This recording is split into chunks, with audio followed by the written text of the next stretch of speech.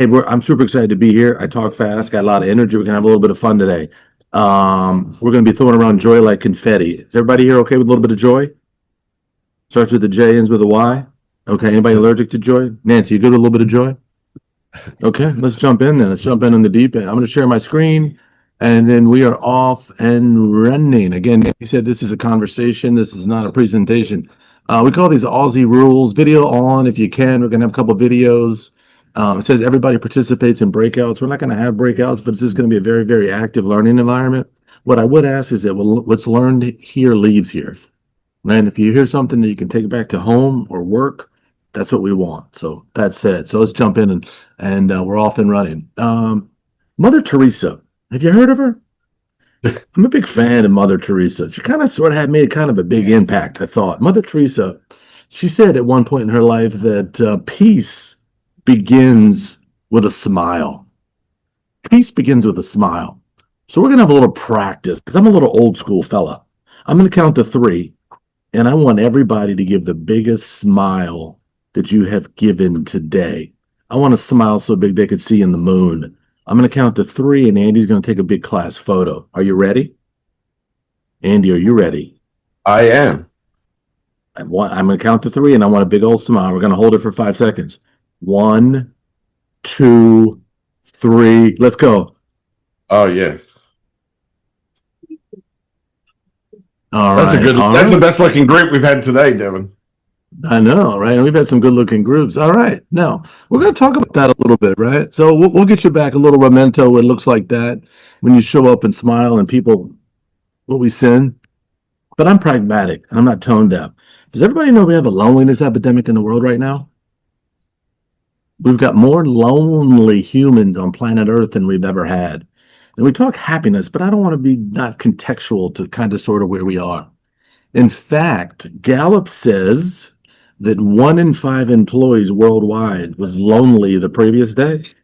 So wherever you work or used to work, 20% of the workforce was lonely the previous day. Is that a problem? Yeah. So whether it's in person, remote, or hybrid, or whatever the modality might be, we have a significant issue right now. But today, we can't solve it today. Today's a big day. Andy, you know what today is? Oh, well, it's Tuesday in the US and Wednesday in Australia, so surprise me. Well, I'm channeling my Aussie. I want some of those Craig Moore vibes today. So I'm going to be an Aussie today. Today is Wellbeing Wednesday. And I would be remiss if we didn't start the program just celebrate that. So what I'd like you to do, if you would, what is one thing that you know that you should be doing for your well-being that you're not? And I'd like you to put it in chat. What is one single thing that you know that you should be taking better care of yourself, but probably kind of sort of you're not? Whether it's diet, exercise, meditation. In chat, we'll have Andy share out a couple. In the honor of Wellbeing Wednesday, what's one thing we need to do? So Deb's got walking daily, Melissa daily yoga, Emma better sleep, Isabel work less, Tara meditation to sleep, Stephen visiting the beach more often, love that, Michael comedy, we've got exercise, meditation, should constantly achieve 10,000 steps per day. Oh, I like that one. More sunshine. There's a good group, Devin. Like that's like bam, I told you. Did Craig say a marathon? Nancy. That's why we get on so well, Nancy. So we're going to talk about that today, right? Because I'm going to argue a little bit. So welcome here in this space, the short time we have together. I'm super excited to have you here. And we're going to dive right in. How many of you have heard of the happiness advantage? Anybody? Some of you kind of sort of, well, if you haven't, we're going to talk a little bit about that because the research is encoded in the Orange Frog. And what I thought we would do today, before we get too deep, I don't want this to be a one and done. I want to build some community. I'd like to see that we maybe throughout a couple times throughout the year, we get together and talk about how we can operationalize happiness at work, at home, in our communities, doing the spirit of the Orange Frog. So I got a quick video. We're going to set the context for the discussion and we'll go from there. Hi, this is Shawn, and I'm so happy to welcome you to the Happiness Advantage Orange Frog Workshop. Today's module is Positive Personal Transformation. This means our primary focus today is on you. We will prepare you to commit to and create a positive self-transformation and to begin to ripple that out to others. We will review the orange frog parable and reveal the scientific research that is embedded in that metaphor. Now, some of you might be thinking that because the parable was written so simply, that this is going to be a lightweight experience. After many years teaching at Harvard, I can tell you that this is no lightweight course, quite the opposite. If you commit to what is in store for you today, you will likely join a movement of people who find life-changing lessons that affect every aspect and domain of their life. Don't be fooled by the parable or the light-hearted fun. This is serious science. Have fun, learn, and enjoy, and I'll speak with you later. All right. Well, thank you, Shawn. I think we're off and running. Has anybody ever seen a sign like this in a neighborhood? Craig's shaking his head. I hear Nancy. Nancy, I can see your head shaking. You've seen signs like this, Craig? I've seen them numerous times around Canberra, where I live. Yeah. Craig, in your personal experience living on Earth, do the dogs come home sometimes? Probably not, because I would question also the ability of those dog owners or pet owners to actually keep their dogs under control and so avoid having to put out a sign saying it's lost. Greg, we're going philosophical here. I appreciate that. So now you're hating dog owner. But just hypothetically, do you think not every dog that runs away comes back? Would we agree? Some of them come back, Nancy, right? Right. Now, this was in North Carolina. It's a real sign. It's in the U.S., $500. Again, it's benign. Why, Francis, why take a picture of a benign dog sign? Who cares, right? Well, it was interesting. The next day we came back and we noticed this. Then I wonder whether it's Melbourne, Adelaide, Los Angeles, Providence. Why is it doesn't matter where you are in the world, dog owners have time for this, but too often we don't see the same urgency for this. And I wonder why is that? See, I'll tell you here, and I don't mean to preach, but one of our greatest addictions in the new normal globally is talking about all our problems and not our blessings. See, bad news travels faster than good news. So when you talk about your community or your home or your school system or your workplaces, if something bad happens at work, do you hear about it? Oh, yeah. But see, good things are happening every single day. And if you're looking for an opportunity to pump up the volume in your community and make people feel good, could we be more intentional about sharing good news? See, I would argue we could. And we're going to talk about it a little bit. Now, I don't know if you know who this young man is. He's an actor on what we call The Office, a sitcom here in the U.S. I'm sure you've seen it. Maybe you haven't. During COVID, he started a good news channel called Some Good News. Can you see the acronym in the back of the screen here? We took a screenshot that day. Almost 72 million views.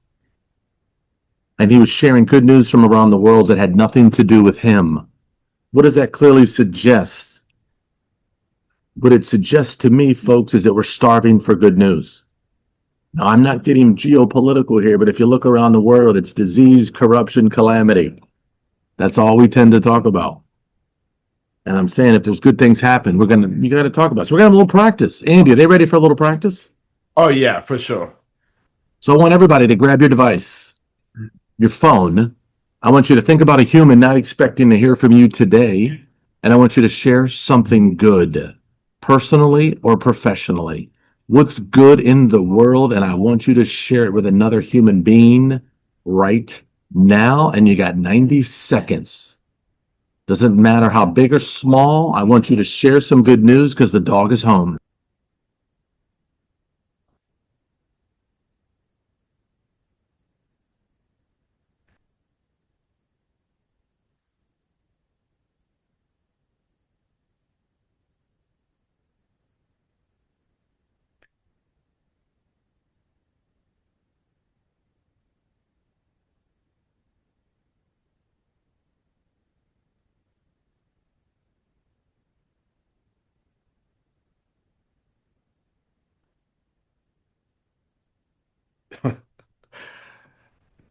Devin, I'm not sure you'll get this, but Craig's excited that the AFL season's going to happen and Hawthorn are going to do really well this year, so I can... Almost as good as Port Adelaide. Yeah, well, Mark Lang's a Port Adelaide supporter and Bob there, so there's a few Port Adelaide supporters on here. So, So I'm going to put out a challenge for this group. We are small, but we are mighty. By virtue of you being here, you're committed to a little challenge. Today was day one. For the next 29 days, I want you to scan your environment. and think about one good thing you can capture every day and share it with another human being. Do you think we could do that? I want us to get in the habit of sharing good news. See, what I find doing this work and this research, if we're not talking about the good news to the brain, is like it doesn't exist. So we're going to be conduits for good news. So that said, thank you so much. If you get a response back, would you raise your hand? I'd love to hear it. I want to feel good too. So let's just continue. But I'm not tone deaf to the realities of the world. Now, if you look at your personal and professional life, this is specifically around your personal life. People show up at work in one of two places, actually three places, excuse me. They show up here, here, or here. And this is from Gallup data surveying the world of employee engagement at work. Nancy, in your humble experience, you look like you're pretty, nailed down on the research, and there's no right or wrong, Nance. You see those three percentages at the top of my slide? This is globally at work. What percentage of the world, according to Gallup, is happy, unhappy, or actively unhappy? Ooh, let's see. I'm going to say 63% are unhappy. 24 are unhappy and not engaged, and only 13% are happy and engaged. All right, so 63 unhappy, 24 actively unhappy? Okay. All right, well, let's see. So we'll come back to that. Here we go. Can we give a round of applause for Nancy, everybody? 2 out of 3 is not bad. So Nance, while we have you, is this a problem if you work, whether it's nonprofit, profit, any community, church, school, wherever, and this is what your team looks like? Is that a problem? Oh, that's a huge problem. Your productivity is like way down. So let's just hypothetically, because we're in a small group, we can get a little deeper and we can talk about this, Nancy and team. Nancy, if you took over this team, you just got promoted because you're exceptional performance. You didn't get a raise though. You just got a big title on a team. Nancy, you inherit this team. Everybody wants to know what Nancy's going to do. Where do you start and what do you see? Oh gosh. I don't even know where I would start. I feel like I need to bring the orange frog in for sure. That needs to You happen. can call a friend. I'm going to call my friend Andy. Where do we start? Exactly. So I want you to be thinking about this because whatever you work, I could spend 4 hours or 6 hours on one slide, folks. Everything about your culture, your team, your community is in this. What are people doing? Are they poking holes in the canoe or hanging out? Are they excited about the future?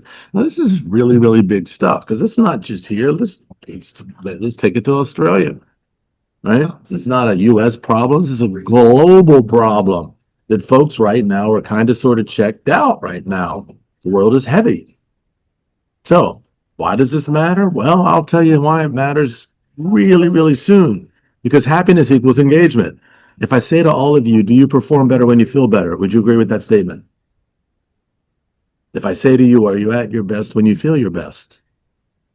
Well, yeah, there you go. Well, it's a pretty big deal. But why did Forbes and Gallup? Unhappy people, actively unhappy people, just aren't unhappy.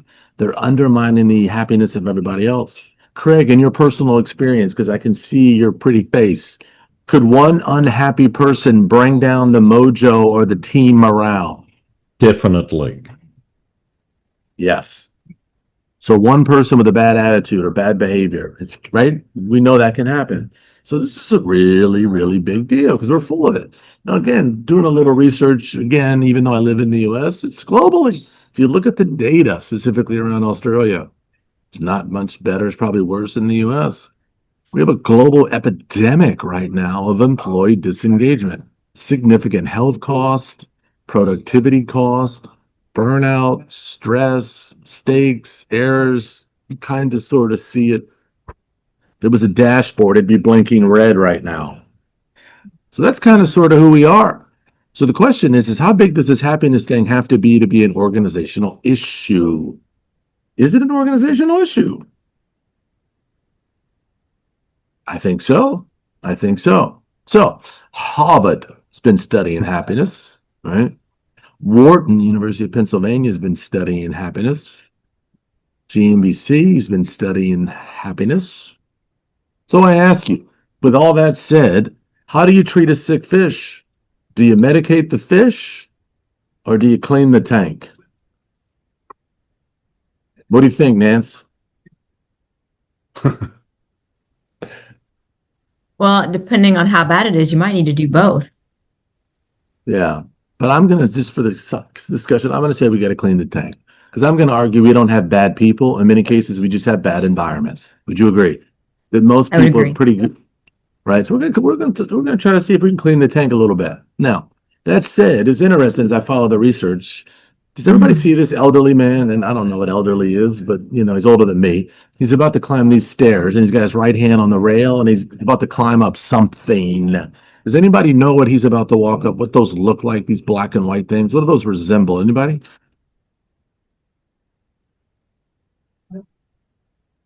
Craig? Piano keyboard. There we go. They're in the comments section there. Piano keys. Piano keys. Let's watch this for a second.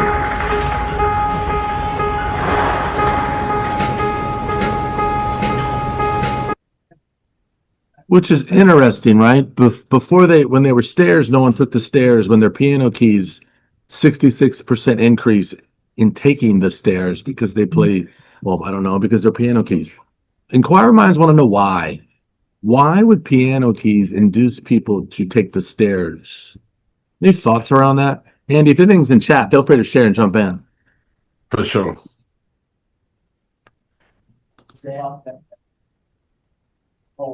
Any thoughts? So why would piano keys? New experience. Music brings joy, bringing an element of playfulness, which creates happiness. Positive feedback. You get immediate feedback from doing it. Fun, breaks the routine. Yeah, so what we call this, the fun experiment, which we found out is if we make things more enjoyable and elicit fun or joy, we got people to exercise. Novel concept. And I wonder if it pumped more joy into workplaces if we could get people to do the same. This is really fascinating. So I wonder, is there light at the end of the tunnel? Craig, is there light at the end of the tunnel? I mean, you're probably wondering that. I'm not even a veterinarian, and I'm wondering. I would question that image from a tunnel. So I'm going to argue for the sake of our discussion, Andy, Francis, there's light at the end of the tunnel. That's why we're here. So that said, I spent a lot of time in the research. Now, did you know if you look at the mortality tables, for the most part, most humans, give or take, get about 80 years on Earth. Hopefully we get a lot more, all of us. But I'm just following the data. So we get 80 summers, Nance, 80 summers. Well, out of those 80 summers, 26 years will be spent sleeping. If you look at the aggregate data, 7 years will be trying to sleep. All right. And approximately, give or take 13 years or so, on aggregate number of days will be at work. So if we spend the lion's share of our adult time at work, my question for this group is it possible to love your job?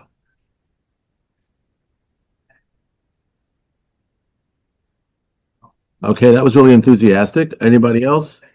We got Is it possible 100% yes, sure. Got a few people saying yes there, Devin. Yes. All right. Well, did you know there is only one culture on planet Earth that has a word that says I love work or there's joy at work?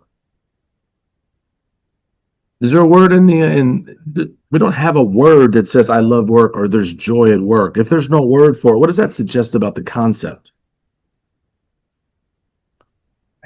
Well, I will tell you, it suggests that we don't think it exists. Has anybody here ever seen how happy someone is when they're about to retire? Yes. The only culture on Craig just has from the federal government. I have. Yeah, I did it last year, Devin. Yeah. I retired from the public service here in the Australian government. Yep. So I know what it feels like. Culture that I can find on planet Earth that has a word that says I love work are the Nordic countries. The rest of 8 billion human beings on this planet don't even have a word except that. I just want you to think. I think we've been conditioned and institutionalized to think that you cannot love what you do and experience joy. I'm not saying every day is joyful, but let's say that we could have more joyful days. Now, this is what it looks like in a lot of workplaces right now across the world. Do you recognize any of these faces, Nancy?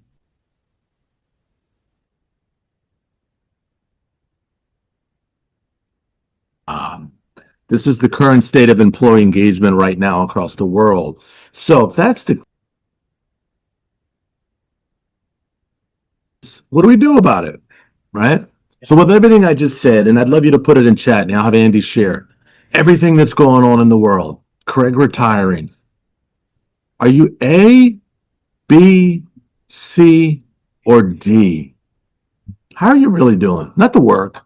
How are you doing as a human being right now in the space we're in? A, B, C, or D? And I'll have Andy share. Craig, can you see the chat? Could you read those out for us? You're on mute. Sorry, my bad. Yeah, okay. So we've got a number of A's. Thanks, Lisa. Alicia's gone with a B, so it was Tammy. Michael is a B, saying I'm doing okay as long as I keep moving. Nancy in that category as well. Stephen too. So the A's and the B's seem to have habit in this one, Devin. Okay, so I would argue, and that's good. I would argue if you work on a team of 1 or 100, and you don't ask questions like this of occasionally the folks that you work with, one might infer you don't care. I'm not asking to be anybody's therapist, but we spend more time at work than we do anywhere else. Checking in on other human beings is a really, really big deal. I can't fix you, but I can be here with you. And I want you to be thinking about, could we be more intentional in these spaces to clean the tank, so to speak, to let people know they're not alone? So that said, the best news ever, that only 10% of your happiness is the external world. The rest comes from your level of optimism, social support, and seeing stress as a challenge. Well, what this suggests is you can absolutely become more optimistic and happier. It's a good thing for all of us. Now, a little aggressive. The happiness advantage. Is happiness an advantage? If I say to you all again, and you said that you agreed that you perform better when you feel better, I would agree with that as well. The Greeks defined happiness as the joy we feel striving to reach our potential. That is a very different definition than I think most people have globally. I think the Greeks had it, being maximizing your gifts as a human being in whatever space or domain that you are. So when I think about happiness, I think about any positive emotion. You can see some of those emotions on my slide there. Little small, but can you see that? Things like, right, gratitude, pride, joy. And I wouldn't have broadened your definition of happiness. So do happy people produce better business results? Well, I think so. I was going to have you go in a breakout group, but I'd love to just discuss it. Why do you think happy people produce better results? Personal, professional, kids, anybody. Anybody want to weigh in on that? What are your thoughts on that? What improves when you're in a better place? Go ahead. Please feel free to turn your microphones on and shout out too. We'd love to hear from you. Or put it in the chat. Yeah. So we've got motivated by small steps of success. I'm not sure they do. They need to be aligned with business goals on as well. From a human level, Craig? sorry, Craig said I have to talk. This is Steve Robinson here. My camera's not working, sorry. I think from a human level, we're designed to move away from things we don't like and towards things we do. So if you like it, you'll repeat it and you'll continue to go back. So if you're happy, you'll do it again, which creates better results, creates better results. So you're always striving for what makes you happy or brings you joy. All Great, right. thanks, Stephen. Yeah. Anybody else, Andy, Craig, anybody else weighing in on this? So I'll give you an example. The most popular undergraduate course at Harvard University for 7 years in a row was the science of happiness. Now, one might surmise that these undergraduates were taking it because they were miserable, but no, I think you missed the mark. They took this course because they were looking for an edge. You see, if I can get my brain in a better place emotionally, I'm more creative, I'm more resilient, everything about me is better. So I want to broaden your definition of happiness, not to think of the hedonistic definition. I'm not talking about pleasure. I'm talking when you're in a better emotional place. You feel good, you're optimistic. Maybe it's compassion, maybe it's empathy, maybe it's pride, but you broaden, we call it the broaden and build theory. That whatever contextually is happening in your world, you're able to stay relatively calm situationally, emotionally. Now, this is a really, really big deal. If you follow the research, which what we do, again, this was again in Harvard Business Review, kind of sort of you see the deal. So why do you think happy people live demonstrably longer than unhappy people? Anybody want to weigh in on that? What's going on there? You're happier, you're less stressed. Right, Nancy, of what was stress is cortisol, right? Right, less cortisol, right? And you're probably happier moving around again. So whatever your motivation is here, whether it's work, whether it's family, again, think about in terms of everything about you is in a better place when you feel better. So we know that, right? But the challenge is right now is that the formula is backwards. And what I mean by that is this relationship between happiness and success, success and happiness. I'm going to share a video and then I want us to talk about it here just for a second. So let's watch. Ooh, sorry, got a little aggressive there. Now there's a little bit of a weird relationship between happiness and success. Can you be happy without being successful?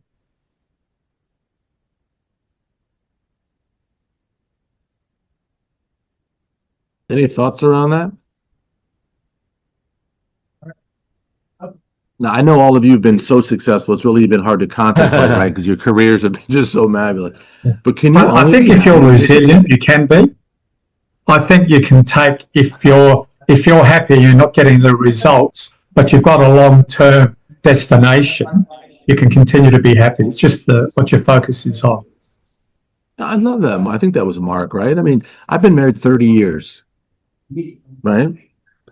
I thought I maybe get an applause. Okay, that's okay. That was awkward. I've been married 44 years. Some All say right, you was get every- less for manslaughter. All right, well, 44 years. You'd be right. 44 years. Is every day the best day ever? You tell your You're wife sitting that. next to me, so yes. Yes, good answer, Mark. But Good I mean, you have ups and downs, right? You have more meaning, all right? And so I just want us to be thinking about that. So let's try this video again. Over the past 2 years, I've traveled to speak and research in 42 different countries. And amazingly, what I found at almost all of these schools and companies is that they follow the same formula. And that formula is, if you work harder, then you'll be more successful. And if you're successful, well, then you'll be happier. What we're finding in the field of positive psychology is that this formula is broken. Part of that has to do with how we define success. Every time we're successful, we merely move the goalpost of what success looked like. So for example, if we hit our sales target last quarter, we merely change what that sales target is for the next quarter. And if happiness is on the opposite side of that success, every time you change what success looks like, happiness gets pushed over the horizon. But more importantly, what we've discovered in the field of positive psychology is that the formula is actually backwards. Our brains work in the opposite way. Happiness actually fuels success, not the other way around. If you can find a way to get your brain to become positive, your success rates will increase, and as a result, work will become more productive, enjoyable, and rewarding. So if we can change the formula, if we can reverse it, then we can maximize our brain's potential and our performance will increase dramatically. Not to mention the fact that we'll be happier right now in the present. Now, I'm assuming you heard all that.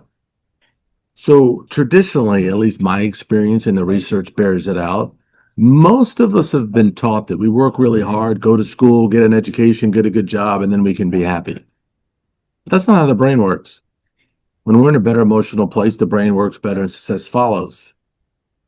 And I wonder, how many of us actually buy that philosophically? How many of us heard about celebrities, athletes, movie stars, musicians that are famously successful but are miserable? Any come to mind? Debbie's on here. She lives about an hour away from Hollywood, depending on the traffic. I'm sure you've seen some train wrecks there in LA, Deb. Yeah, Yeah, somebody Winehouse. Amy Winehouse. I mean, I think there's a lot of people that you can think. I'm probably Elvis Presley, right? You can think of Elvis him. Presley, John Belushi, Chris Farley, Michael Jackson, Prince. You want me to keep going? I mean, I just could go on and on. Right. So we think, right, that to be happy. But again, people realize that the success is hollow, it's fake, it's There's nothing with it because there's no meaning to it, right? And so I want us to be thinking of, think about this a second, philosophically. What if more people began believing that happiness would lead to success? Would anything be different? And how would our lives be different if we were truly taking care of themselves? What do you think? What would be different in Australia, US? Doesn't matter. People are people. What would be different if more people began believing this philosophically? Anybody think anything would be changed at all?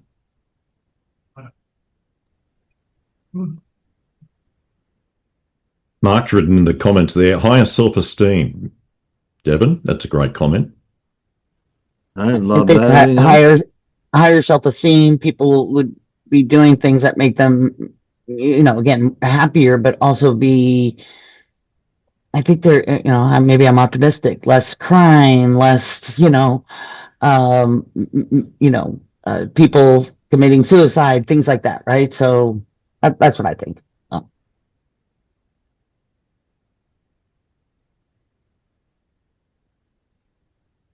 Devin, you've gone on to mute, my friend. And we've lost your screen share. Yeah, that was one part. Yeah, we're good. How would it affect kids, do you think? Would it affect kids? Yeah. What do you think?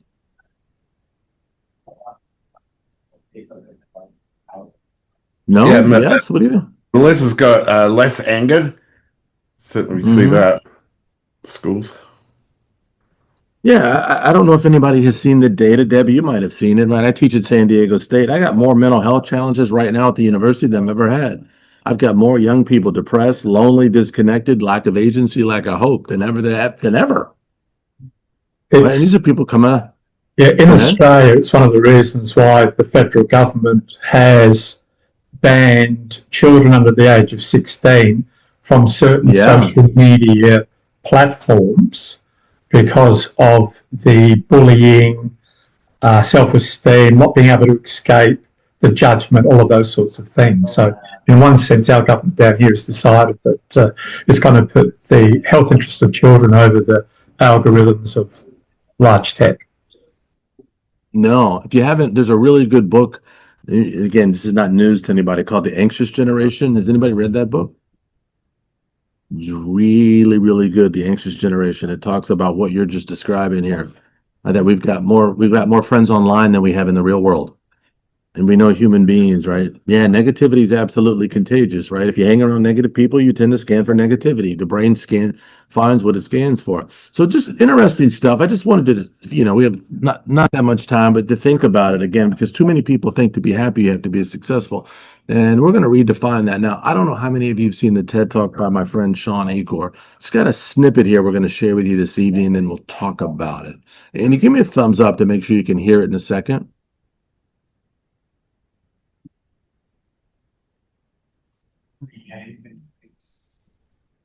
When I first started talking about this research outside of academia, out with companies and schools, the very first thing they said to never do is to start your talk with a graph. The very first thing I wanted to do is start my talk with a graph. This graph looks boring, but this graph is the reason that I get excited and wake up every morning. And this graph doesn't even mean anything. It's fake data. What we found is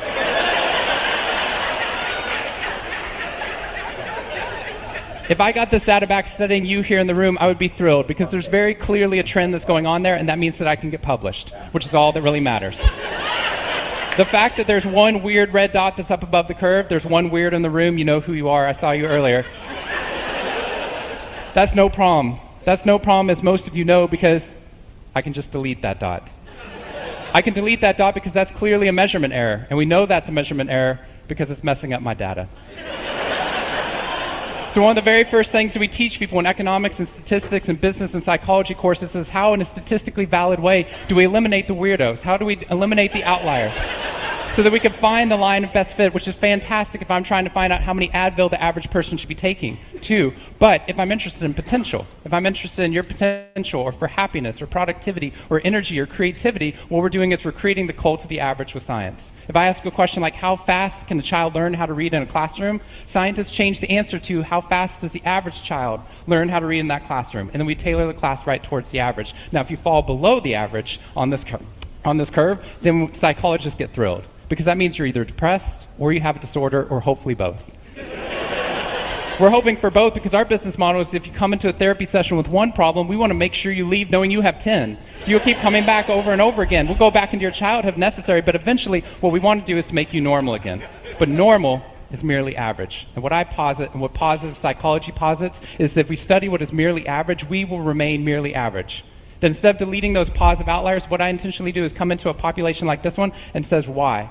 Why is it that some of you are so high above the curve in terms of your intellectual ability, athletic ability, musical ability, creativity, energy levels, your resiliency in the face of challenge, your sense of humor? Whatever it is, instead of deleting you, what I want to do is study you. Because maybe we can glean information, not just how to move people up to the average, but how we can move the entire average up at our companies and schools worldwide. The reason this graph is important to me is when I turn on the news, it seems like the majority of the information is not positive. In fact, it's negative. Most of it's about murder, corruption, diseases, natural disasters, and very quickly, my brain starts to think that's the accurate ratio of negative to positive in the world.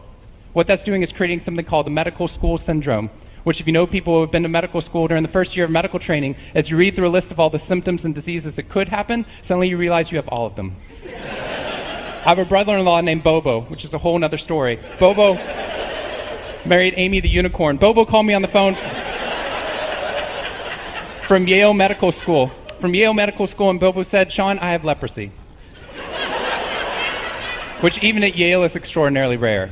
But I had no idea how to console poor Bobo because he had just gotten over an entire week of menopause.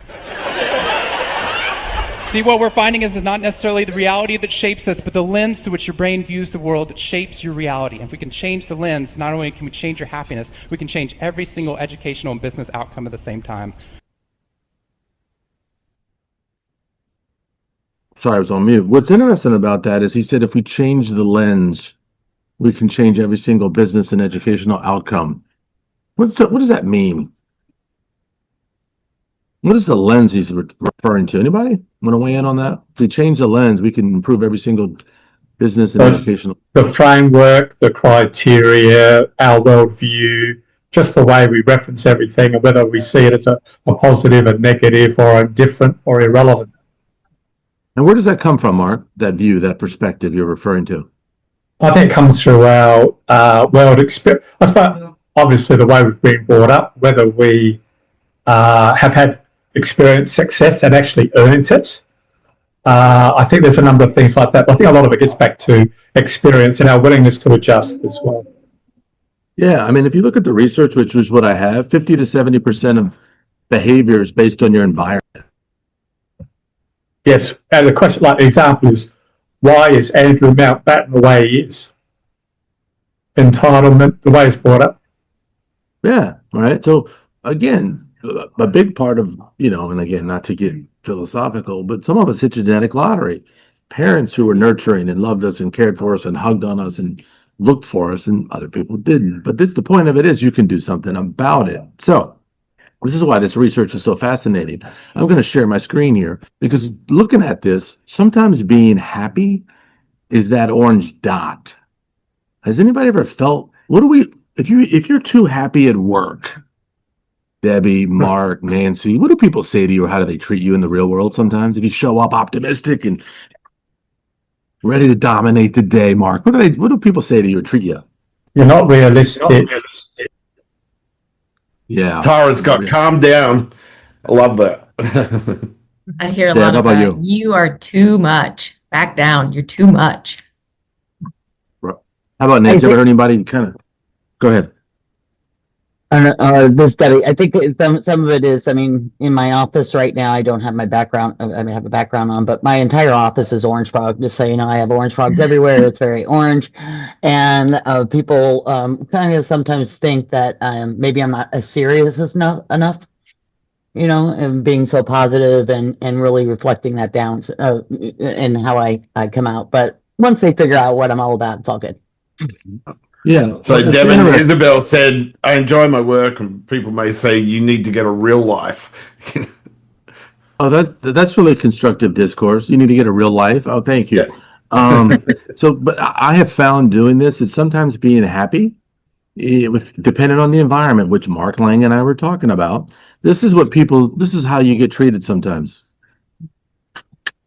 They use language like this. Hey, what's Mark Lang's story? What's his deal? Right? We get very suspicious. We can want him to conform. And so we call this average gravity. Sometimes when you're happy, people want to pull you down. In the parable, which you haven't read yet, there was an opportunity where Misty asked Spark to cover himself with moss because he was too happy. He was different. And sometimes being happy at work is kind of sort of like an orange frog. You stand out, right? And, and so I want us to be thinking about it because they think they want to fix you. But what if I told you that happy people aren't broken? Just are optimistic and they think they do better work. And so when you get it right, though, we don't want to make people average. We want to raise the entire average up. That's where we get our collective efficacy and our potential. And that's why we do the work. So again, I'm not going to put you in a breakout group because this is already built in. But being an orange dot is kind of sort of risky. I'm going to just go back a slide here. If you have orange dots in your life, personal and professional, what do we need to do for them? How do we keep them before they fall victim or fall back? How do we support those positive outliers? Anybody have any experience with that? How do we support people that are cheery and friendly and kind and optimistic and thoughtful and collaborative? Well, I What think as happens if Tara's we don't put there, support? sorry, Devin, I was just going to say, as Tara's put them, you cheer those people on. Yeah. That's a And what great happens comment. what happens if you don't, though? What might happen hypothetically? Stephen's got embrace, praise, encourage them. Junior's try to see it from their view.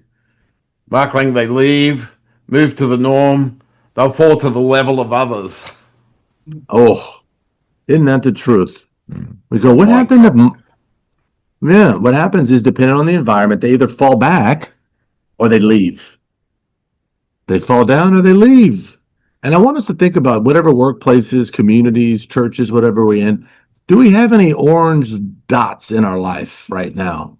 People that are doing the right things because it's the right thing to do, spreading goodwill. Right? Now, does anybody gotten a response back from that text or email I had you send earlier to share some good news? Anybody got a response back yet? Nancy, you got something? I did get something. Do you mind sharing with the group? Because we're family now. I know you feel it. I will totally share it with you. Hold on, let me get back to it. So this is to someone that I used to work with a long, long time ago, and I haven't talked to her in probably a year and a half. And I said, hey, just wanted to let you know that you're awesome. Sometimes you just need to hear it. And she responded back, aw, thank you. Your timing and message are very much appreciated. I miss you. Wow. That's pretty powerful. How does that make you feel getting that back? Oh, warm and fuzzy for sure. And I'm totally going to call her as soon as we're done with this webinar. And so just think about it again. I asked you a little bit of a challenge here today. That was one day and 29 days. But there's good things going on in the world, right? I'm not naive, even though I live in the U.S. My Aussie friends, how many of you are familiar with this? Anybody familiar with this? Tara, You know a lot about this? Tara, you look like you're in Brisbane. Can you tell us about Pub Choir? Have you been? I haven't been because it's impossible to get tickets because it's always sold out. So I've tried on multiple occasions to get tickets for Pub Choir, but now there's pub choirs opening up everywhere. So this lady, Astrid, was a school teacher, and she decided that her calling was to spread joy through singing collaboratively. So she started in very small pubs. Now she's booking out, very large venues where she takes a group of people through a song on an evening. And I don't know if you've seen the videos, but it is quite profound the way that she orchestrates the singing and the different harmonies and different groups within the audience singing. So just remind me, Tara, from my days in Australia, what are most people like with their singing prowess before they go to this show? Oh, that's a good point because it doesn't matter whether you can sing or not. I don't know what the average singing prowess is, Andrew, actually. But I think what they make it very clear is that it doesn't matter. Right. They make it easy for everyone to participate. Well, I've heard Craig and Mark sing at the football, and it's not pretty beforehand. No. But how many? And Tara, I want to pick up on your point there too. But how many times here in Australia have we gone to a pub, all right, and there's karaoke, and we've all had a crack at it? Every time. Exactly. Time. Every time. So, I mean, we You only don't have a even need few to be in a minutes. pub. No, well, that's I mean, true. But alcohol has a lot to answer for. Well, I mean, we only have a few minutes left. Would Craig, would you like to sing a little bit for us right now? I mean, we're all family. I mean, Andy, do you mind? Oh, you want me to sing? Who do you want to sing? Yeah, no, Anybody. Tara. Yeah, go It's a- for it, Tara. Oh, You want to sing us a song, Tara? I've been to cities. You know the song? Can everyone sing along with me? The Australia? No, that never closed Oh, that's the down from New Qantas thing. York to London. That'll do, yeah. Yes. How about a round of applause? Thank you so Great. much. I took a lot of Nice. courage to do Tara, that. amazing. So again, I could spend all day on this slide, but everything that you think about in terms of what this is right here, community, right? Positive outliers, joy, connection, everything is in it. This is why I think this is growing so fast, right?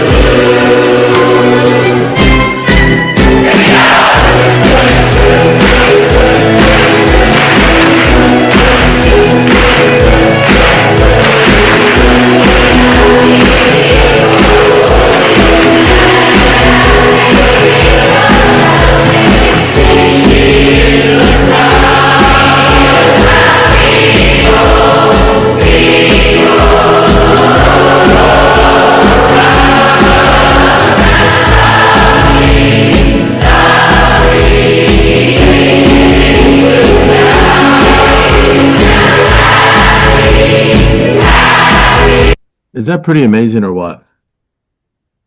That's pretty amazing. So we got a couple minutes left, and what I'd like you to do, all right, we have to choose here today. Because if we don't do anything with this set information, it's almost like the space didn't happen. And so what I'm going to do is share with you 5 research-based ways in terms of Well-Being Wednesday for everybody that you can start to retrain your brain, because positive and optimistic brains have a biological advantage over negative or neutral brains. So the first is 3 gratitudes.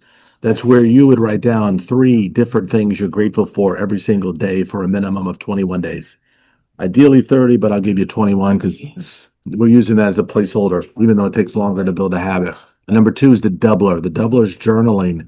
You look for one positive thing every single day and you journal about a positive experience. Could we find one thing positive every day? Absolutely. Number 3 is the fun 15. Move your body, physical activity for 15 minutes a day. Meditation, 2 to 3 minutes a day. Close your eyes and just focus on your conscious breathing. And then finally, conscious act of kindness. Do one kind thing every single day for another human being. Kind words, kind deeds. Because what I'd like you to do is think about it. If there's something on this list that you are not currently doing, I'd like you to pick it and make a commitment today on Well-Being Wednesday. Because you cannot pour from an empty cup. And we know that. So is there something right now that you could commit to in chat that Craig or Andy could read aloud so we can socialize it and know that you're committed to the happiness advantage movement? What's one thing you're going to commit to today to be a better version of you for your well-being? I'm going to be quiet and I'll let you put it in chat. Go ahead, Craig. Okay. Mark and Nancy both are putting in their conscious acts of kindness. Michael's written, journal the positive things each day for the 21 days. Thank you, Michael. Who else is going to write something? Or if you like, shout it out. Tara, thank you. Kindness and meditation.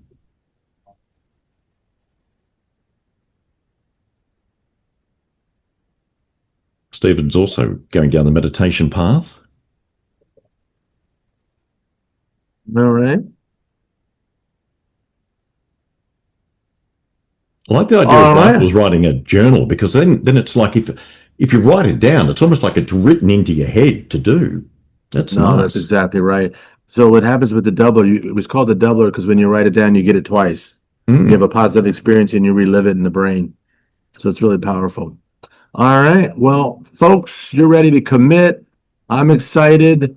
I'm going to turn this back over to Andy and Craig because I got to get out of here in a few minutes and jump on a plane. Thank you so much for having me. Craig, Andy, Francis, thank you. I'm going to turn it back to you. I'll be on for a minute, but I'm going to hand it back to you, Andy and team.